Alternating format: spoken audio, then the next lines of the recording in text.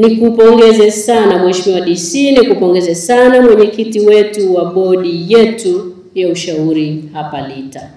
Wakati napewa taarifa nimesikia hazikutumika zote, kuna pesa zimebaki. Hongereni sana sana sana kwa matumizi mazuri ya fedha, kwa usimamizi mzuri wa ujenzi ule, kwa sababu huwa ni mara chache sana unakwenda kuzindua mradi kuambiwa kuna fedha zimebaki.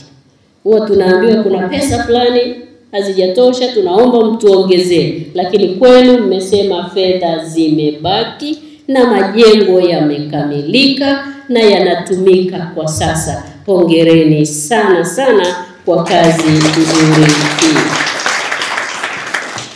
Ndugu washiriki, maboresho haya ya miundombinu katika kampasi yetu hii ya Mpwapwa ni sehemu ya mkakati wa serikali wa kuhakikisha vyuo vya mifugo vinatoa mchango wake stahiki katika kutoa mafunzo ambayo yataleta tija na mabadiliko ndani ya sekta yetu ya mifugo, na kuhakikisha sekta hii inazidi kuchangia zaidi katika kuongeza idadi ya udahili wa wanafunzi wetu na kuongeza idadi ya wataalamu wa utoaji huduma za mifugo hapa nchini, lakini kuongeza fursa za ajira kwa vijana wetu pamoja na wanawake wote wanaohitimu hapa, na hatimaye kuongeza pato katika kaya na taifa letu kwa ujumla.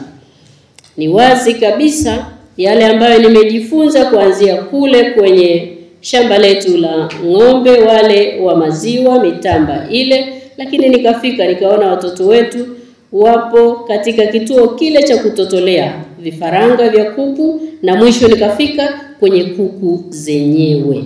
Hii ndiyo kazi aliyoamua kuifanya Daktari Samia Suluhu Hassan alipoingia madarakani miaka 4 iliyopita.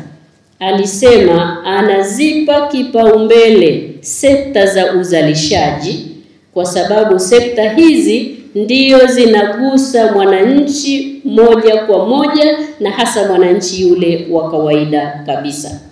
Nitoe pongezi kwenu wanafunzi wote mnaosoma katika chuo hiki cha Mpwapwa pamoja na kampasi zingine zote za wakala, na mkumbuke kuwa Watanzania wanawategemea sana ninyi mtakapohitimu hapa muweze kuwa na ujuzi stahiki. Hivyo someni kwa bidii sana. Jifunzeni kwa vitendo.